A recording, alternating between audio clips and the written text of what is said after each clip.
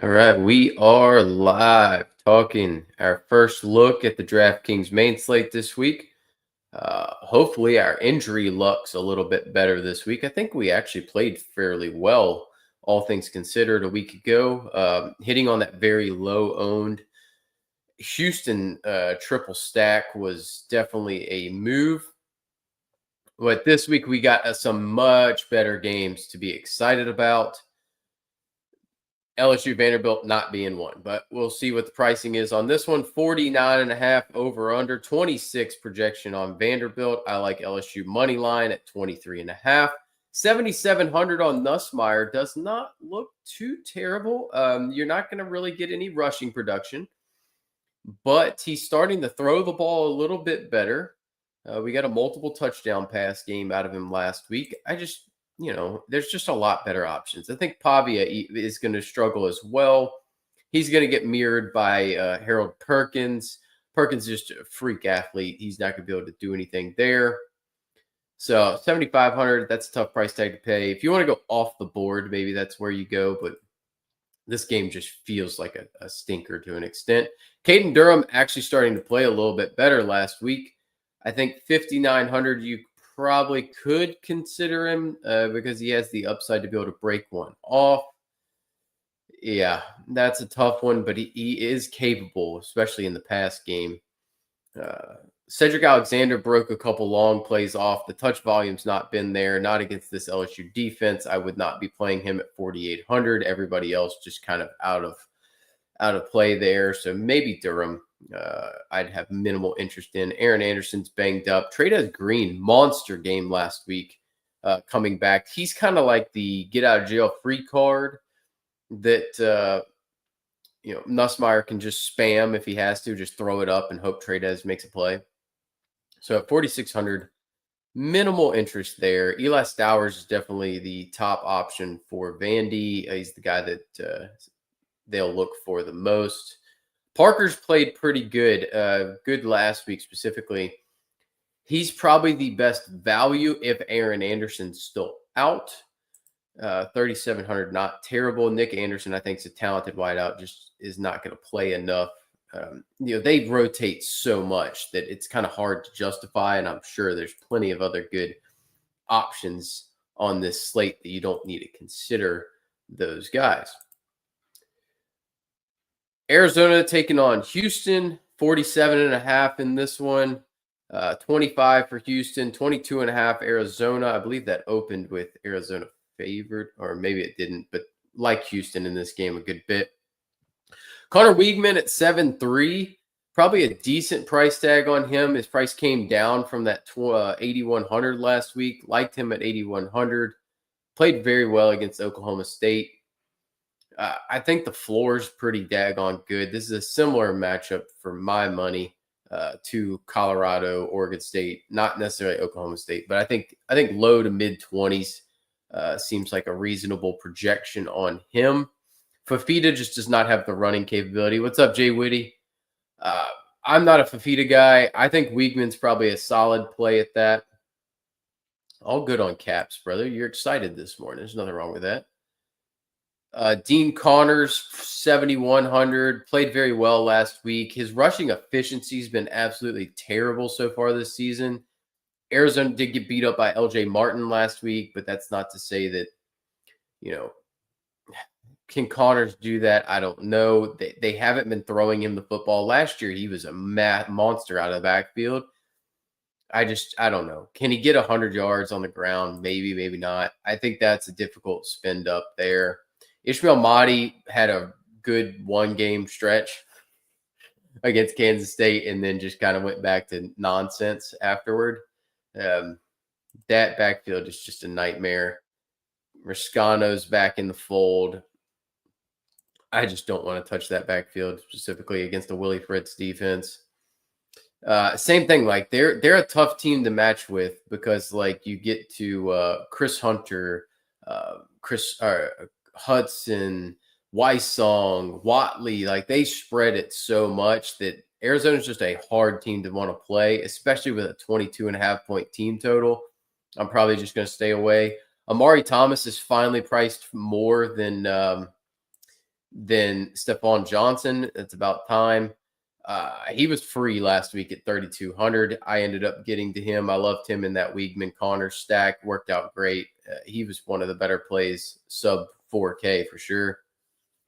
So Amari Thomas at 46 got to stay in the pool, no doubt about it. He's definitely the best option there, especially with Tanner Koziel getting a little banged up a week ago. Oh boy, we got fireworks here. Next two games are absolute smoke. So Baylor taking on TCU. This is a game you've wanted to stack for the past 10 years easy. You know, all the way back to those Bryles games where there's Trayvon Boykin, Bryce Petty, 66, 63 games. 65 and a half is the over-under on this one. That feels low. 34 points for TCU. Probably about right. Baylor, 31 and a half. That seems low.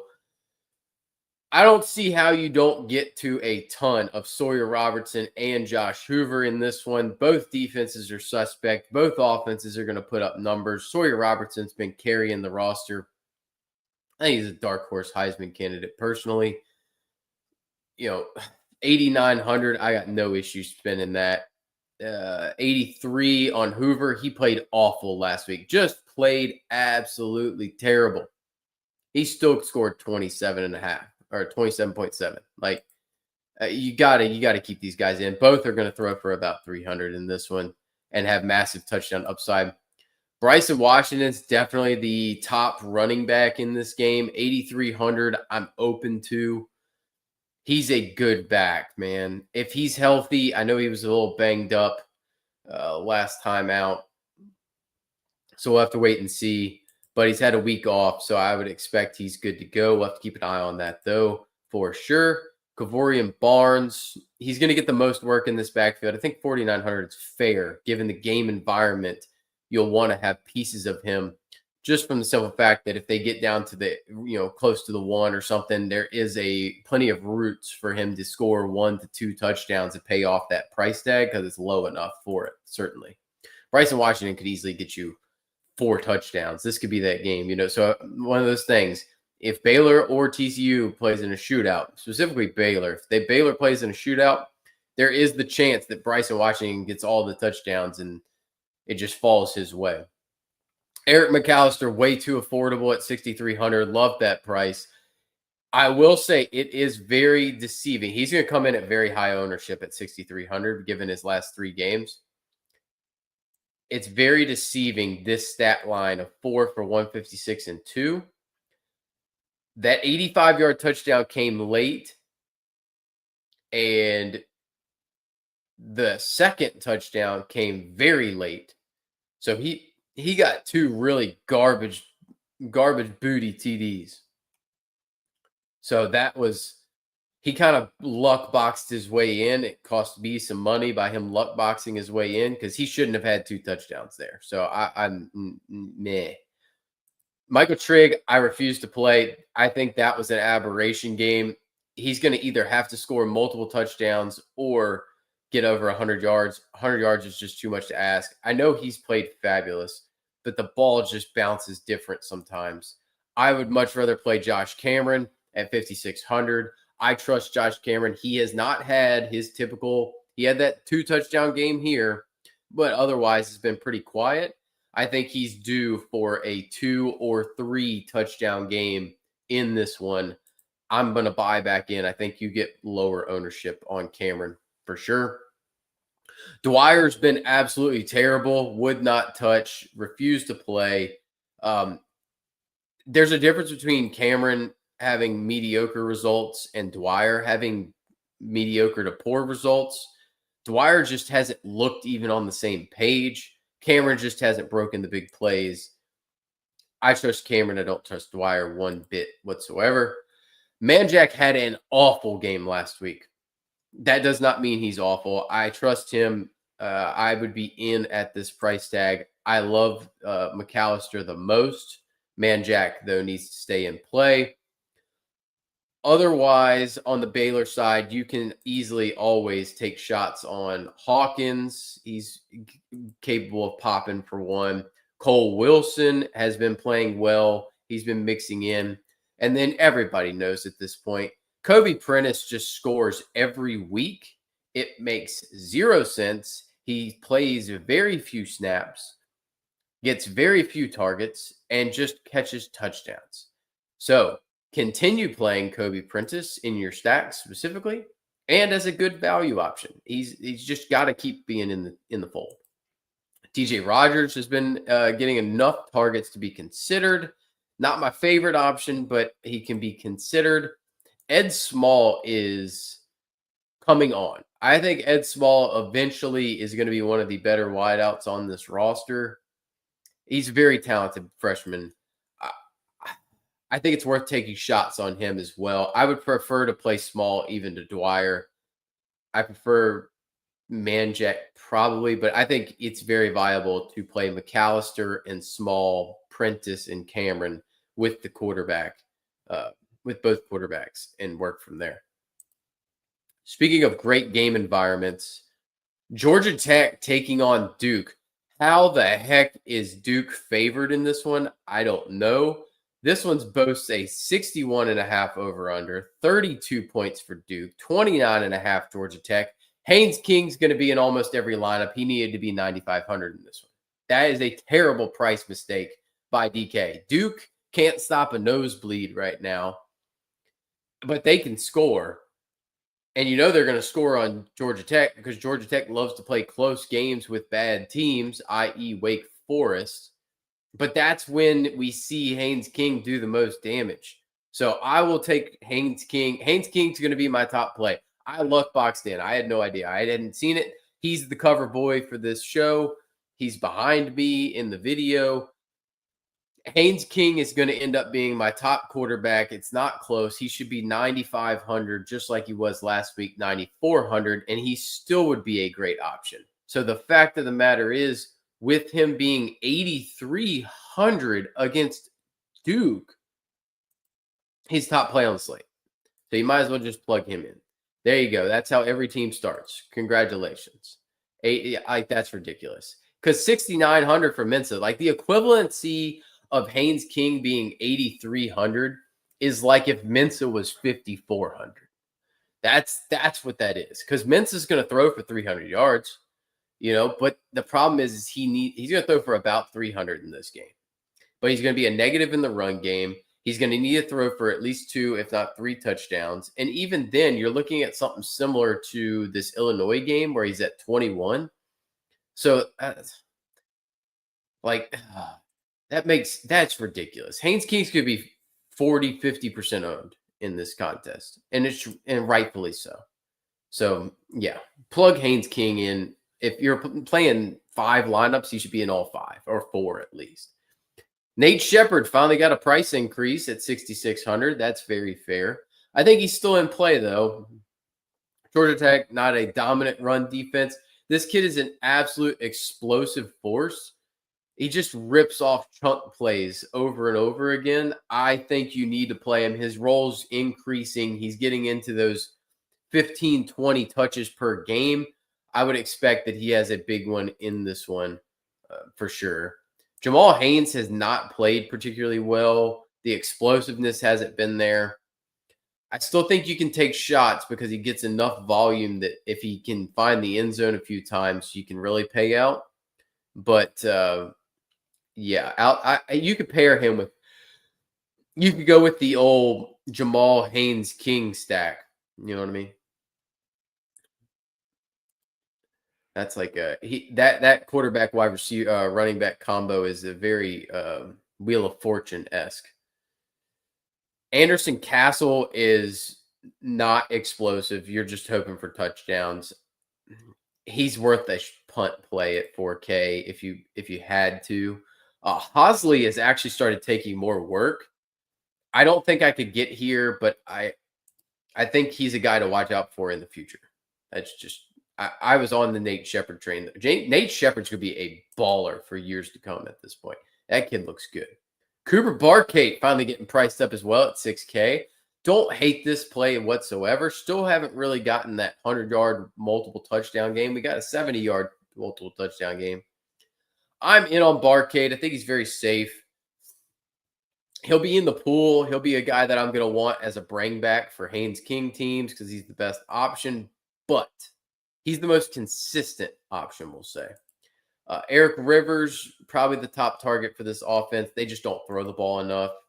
Um, Rutherford had a good game last week, but he's just been such a short area target. He barely cleared 50 yards in a game this year. I'm out there.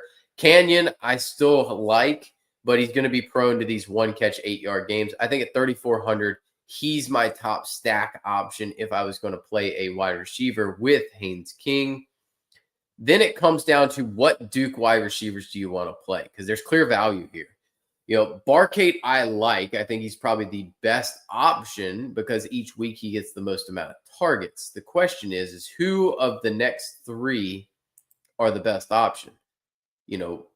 Quayshawn Brown is good, and he's had good games. I'm in there for sure at 3,900. Samir Hagans, I think I probably would be out on. I'd much rather play Quayshawn Brown. That's where I would land there. And then Andrew Anthony, yeah, I think it's Quayshawn Brown. Quayshawn Brown, definitely the best option on the Duke side outside of Barcade. That's where I would probably prefer to be, is those two on that roster. We got a limited slate here, too. It's actually interesting. Not a full set. I think it's 11 games compared to the normal 12. All right. Michigan at home taking on Washington. I like Washington to win this game. 50.5 over under. 28-point Michigan. 22.5 Washington. Damon Williams at 7,900 is definitely in play. He exploded last week. I don't think you're going to see 136 yards on the ground, but I think 60 is a very realistic possibility. This is not Ohio State's defense for Michigan. It's more like, I don't know. It's not around these teams either, but I think 50 yards on the ground is reasonable. His completion percentage is just shocking. Every game, man, this kid just delivers the football, is highly efficient with it. He does not do very well pushing the ball down the field. They don't try to make him push the ball down the field. It's shocking how many passes he completes, though, for the effectiveness and explosiveness of a runner that he is. It's impressive. I love this kid. I think this kid is a future Heisman Trophy winner. I really do. I love that kid. 7,900, reasonable price tag. Nowhere near as good as Haynes King, but I would be open to playing some Damon Williams. I have no issues. I know their team total is 22.5. I don't care. He's going to be involved. They have a big three. They're very predictable as far as who's going to play well. Bryce Underwood played awful at USC last week. I just don't think at 6,700 you can consider him. I'd much rather play Darian Mensah. No shot. I'm not playing any of those guys. I'm not playing Underwood. Now, they do have some players I'm interested in, though. 8,600 for Justice Haynes is going to be a tough pill to swallow. It looked like a rib injury to me. I was hoping last week that a flak jacket would come in. Obviously, I was heavily and overexposed to Justice Haynes. That kind of put an end to my good week. I had a team finish top 50 in the night slate single entry contest that finished about 20 points out of first. And it had my two running backs in that night slate were Justice Haynes, who got hurt in the first half, didn't return, and Jacoby Williams, who came into the game allegedly banged up and did not play the second half either, while Cameron Dickey ran for 250 yards and 2 touchdowns. So I was 20 points out of the top 3, and both my running backs did not play. I played a great team. I had the Kansas tight end, Brody Crone. He had like 13 catches for 75 yards and a touchdown. It's ridiculous. Jonah Coleman has to be in play. He's just so capable. He's explosive. He's very good at it in the pass game. Michigan got run on by USC with their 3rd and 4th string running backs. And by the way, if you haven't seen, USC took a running back in Brian, I forget his last name, but he was announced, Brian Jackson. He was announced as out on the injury report. and they ended up playing him in the game because they had so many injuries at running back. How is the fine $5,000 for playing a running back that you had on your injury report is out? That seems low. I feel like that should be at least 20. That's kind of insane. If Haynes is out, Justice Jordan Marshall is a fantastic play at 4,200. Not because he's anywhere as good. It's just the touchdown equity is going to be there, the goal line work, all the work out of the backfield. He's not going to be an explosive runner. He's going to have to get there on volume, but he can get there on volume at 4,200. If he was 6,400, I would not have near the interest. Wide receiver wise, Denzel Boston is the clear alpha on this roster. He hasn't really, I mean, he had a big game here, had a good game last week. He just hasn't had that monster game yet. I think it's in there. He's one of the more talented wide receivers in the country. He's got a great quarterback delivering the ball, and he's the definite top option. I'm going to touch on the other Washington guys before. Roebuck has been coming on strong. I like him. I think he's a viable option at 4,300. I just happened to have played him when he played Washington State and did nothing. That was a little bit of a bothersome spot, which I'm kind of holding against him at this point. But hey, I wonder if that's Caden Priestcorn. Is that his brother? I'm about to look into that. Caden Priestcorn, y'all might remember from Memphis and later played at Ole Miss. I wonder if that's his brother. He was a tight end too. On the Michigan side, Donovan McCulley is getting fed targets. I do not care anymore. The only guy I am willing to play, and I will be playing at this price, Andrew Marsh is a stud. So that is your future top weapon with Bryce Underwood. This kid's good. So I will play a lot of him. He's probably going to end up being, can I make him a core play at 3,900 in a Michigan offense? I don't know. But I'm highly likely to play some of this kid. I was super impressed. I don't think many people probably got to watch that game. I think it was on Peacock, because who the heck watches Peacock? But I have it, so I streamed that on the main TV and then had everything else on the side TVs. So yeah, I would say Andrew Marsh for sure. Needs to be in your player pool. I think Marsh, Roebuck, Boston. I think this game's got sneaky potential. Given the pieces, you could stack around some of those guys for sure. All right, Oklahoma traveling to South Carolina. This one's got snooze fest written all over it. 43.5 over under, 19.5 points for South Carolina, 24 points for Oklahoma. I do think Oklahoma wins this game. John Mateer did not look right quite last week. I don't think he needs to look right to win this game. It really is going to damage his Heisman odds. He's probably out of that race. Michael Hawkins is just an okay backup, nothing special. 6,400 for Sellers is interesting. He played okay. He's got a lot more rushing attempts last week. I'm just not interested. Sellers just has not looked right. I said it in the offseason. I thought he was missing pieces around him, and there aren't any. And that's fruition right there. I think Blaylock's interesting. Golly, how the mighty have fallen with Jaden Ott. Blaylock could be interesting in this one at 5,300. You can run on South Carolina. I don't know. That's not inspiring there. Burks, meh. I'm going to like Satania at 36. He got enough targets last week, especially with the upside of having Mateer back. He's probably going to end up being a core play more than likely. He's just far too cheap. Him and Marsh make great options. Jacobs is going to be your top option at South Carolina. I'm probably out, though. I think OU's defense just hems them up.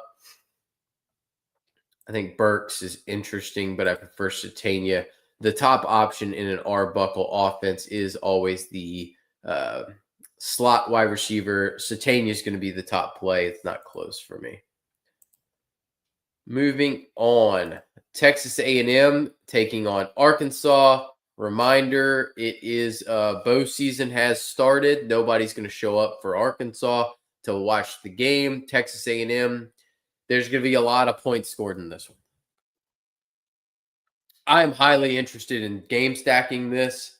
That's a hefty price to pay for Taylor Green. He did just hang 29 on Tennessee. Don't hate that. The rush attempts are great with double digits all the way through. They're going to be playing from behind. I think he's a reasonable play. I'd prefer Haynes King at a points per dollar basis, but I have no problems getting there. Marcel Reed's playing good ball, not great ball. I I think there's minimal interest there, but I'm gonna want, and I bet he's gonna be priced right. Yep, Le'Veon Moss is out. So that news came out yesterday, presumably after they already did that. He had an ankle issue. Ruben Owens is going to be the best play on the slate. So once again, there's what's going in. So 4,400 for Ruben Owens. He's going to get 17 to 20 carries. He's going to be able to find the end zone. I think 20 points is a safe projection on him. He's going to be a hard guy to keep out of every team. I'm going to stay away from the Arkansas running backs, Mike Washington specifically. I know he's probably stays in your pool, but he's not super intriguing by comparison to Ruben Owens. Amari Daniels to start seeing more work. I think you're going to see some of these other AM backs start to see more work, but Owens is going to be the clear top guy going away. And with a 35-point projection, you're going to be hard pressed to not play him in basically every lineup. Omega Blake, that is a hefty price tag to pay for him. I'm probably not interested in that. He's just, for him to get there, he's got to go 7, 120, and 1. He hasn't showed me that capability. He is the clear alpha on this team. It's just they spread it around a little too much. They're able to run the ball a little too well. I'm not super interested in that. Craver and Concepcion are definitely your only options for A&M at the wide receiver positions. And then you get into the, do you want to take shots on some of these guys that can pop off here and there? Raylan Sharp. You get into your CJ Browns. Like, there's guys that can pop off. I think I would just end up playing through Taylor Green if I'm going to, and then stack up A&M specifically. All right, we get Ole Miss taking on Georgia. We got 55.5 over under in this one. Georgia 31, Ole Miss 24.5. Gunnar Stockton at 7,400. That is far too much for him. I can't pay that. I know he's got rushing upside. He's thrown the ball moderately okay, but he struggled with Auburn overall last week. Got bailed out by a long touchdown. And then why does his price go up 1,000? I don't know. Trinidad Chambliss did not play perfect a week ago, did not showcase his rushing capability, but he had previously the 25 points against LSU, I think is a very similar matchup to this. So at 25 points, I'm perfectly happy with that. Price tag's far too cheap. That's going to be your chalk build right now, just basing it off of what I think based on the pricing. We'll see. Keywan Lacey, I think he's in play. He's pretty safe 20. 6,300, you got to keep him in your pool. Is he a core play? It doesn't stand out. He's not quite on the same level of Ruben Owens, but it's there. I don't love the running backs for Georgia. They're kind of mixing and matching too much for me. Nobody's kind of taken over that backfield. I'm out on that. Harrison Wallace now sucks. He didn't record a catch last week. I'm out. Zach Branch, moderate interest at 4K. I'm okay with. Colby Young, 3,900. Again, moderate interest. Stribling is a no thank you at 4K for me. Wright played pretty good last week. I'd be interested at 38 on that one. Caden Lee's probably the one I'm most interested in at 34. That's a good price tag for him.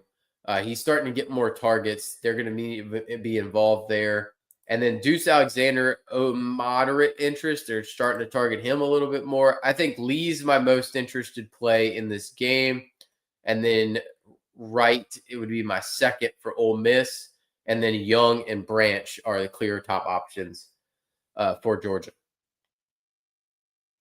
So yeah, I think Caden Lee's a good option to stack in there at that price tag. get away from Harrison Wallace. I was right. My priors were correct. My adjustment was incorrect early in the season. All right. SMU Clemson. We got 55.5 over under, 32.5 Clemson, 23 points SMU. I probably would take the points with SMU if I was going to bet on the game.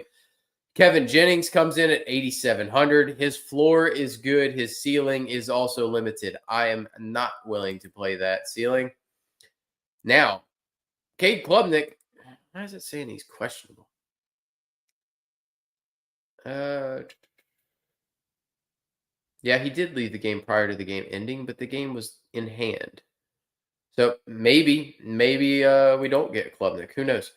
I'd be interested at 8K. I think it's a very fair price tag. It puts him right in that Haynes King area. He's not as much the runner. He can throw the football, though.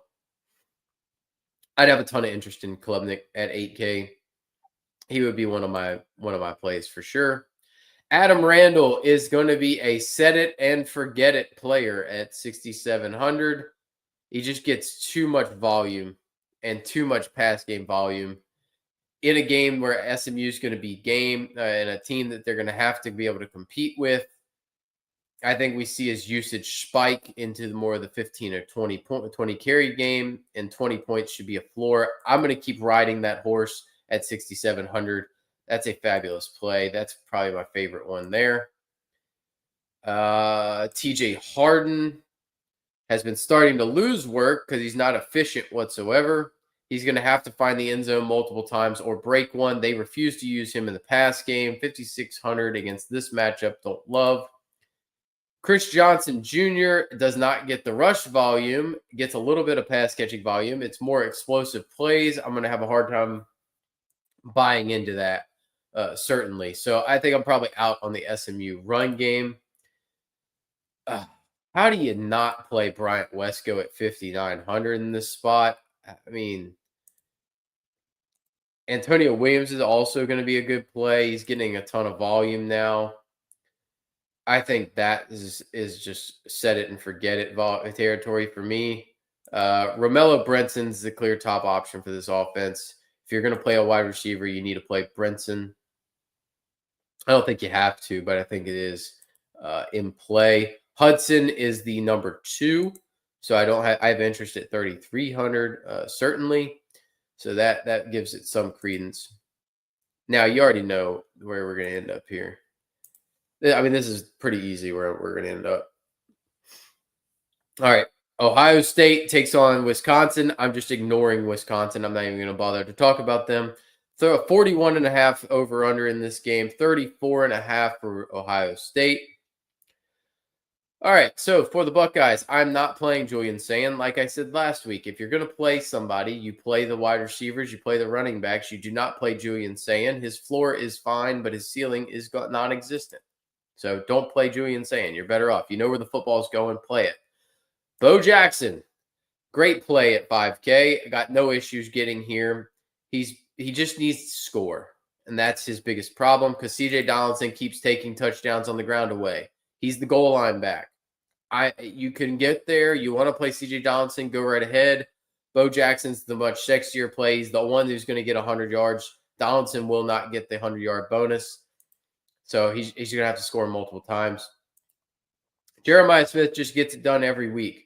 The question always is, can he get 100 yards and can he get multiple touchdowns? He will get you a touchdown. He will get you a ton of catches even in these non-competitive games, because this game's not going to be competitive. So it's a very Minnesota-esque game. Can you get the 25 out of him is the question. You got a really good floor. Is the ceiling there is the million-dollar question here. Carnell Tate, good option. Not great option, but good option in case he's the one who takes over. It's very possible. So I think that's viable for sure. I think that's where you end up is something like that, more than likely. And then finally, Arizona State taking on Texas Tech.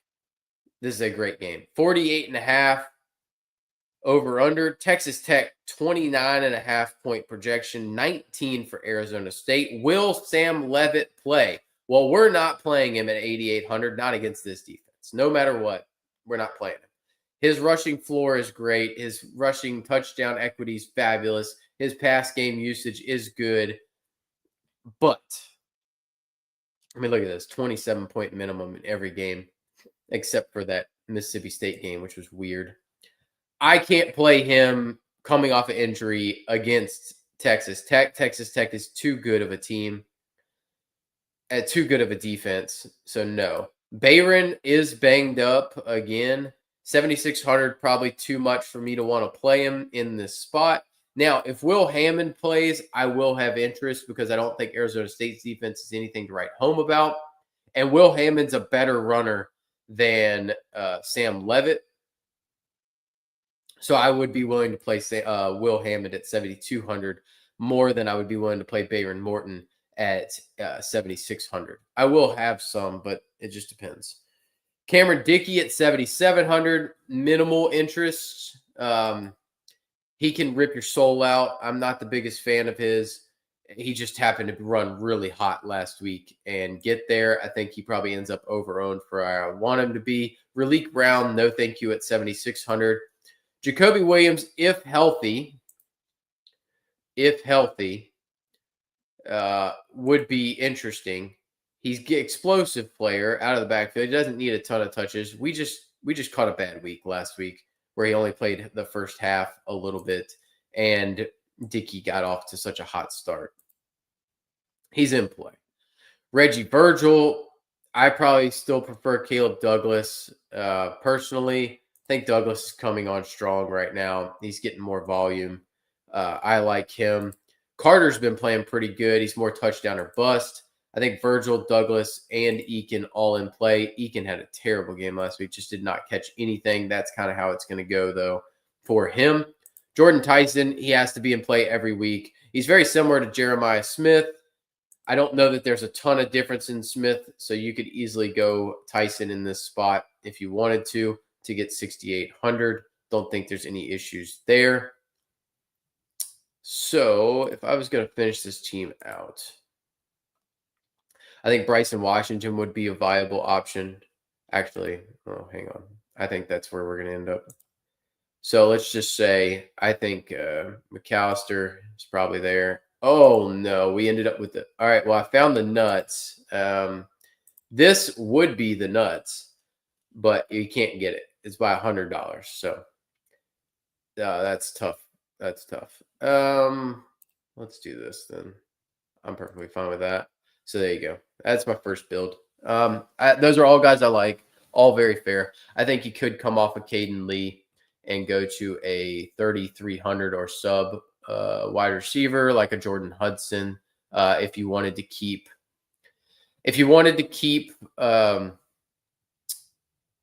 Realistically, this lineup for me, it would come down to Nate Shepard, Caden Lee versus Adam Randall, Jordan Hudson. I think that's a very fair comparison to make in that spot. But I think Lee's coming on strong. I like the upside here. The explosiveness of Shepard paired with that, you get Lee with Chambliss. So this would be my initial build as far as upside goes. But we shall see. I will return tomorrow talking FanDuel, and then we'll have the DK pool on Thursday. Underrated game of the week should be out in the next hour. And a reminder that Friday, I will not be live in the morning. I'm going to go live in the evening. I got some people coming from out of state where I'm going to play golf with that I see every once in a while. But I will be back. I did turn them down from playing golf with them again on Saturday because, content's got to come out, and I'd rather watch football. I love these guys. I play golf with them every year. We go on a trip typically, but they're coming down here this year, which is nice. So we got a big group. So they're not just coming to see me, in case you don't think that. They're coming to see other people too. So I will see you guys tomorrow talking DK or talking FanDuel first look. So y'all have a good one and enjoy the slate tonight. It's a good little gamer. Arkansas State, South Alabama. That's going to be the game to watch in this evening. Don't watch Liberty, New Mexico State. That's a terrible game. So enjoy that one. Let's hope we win some.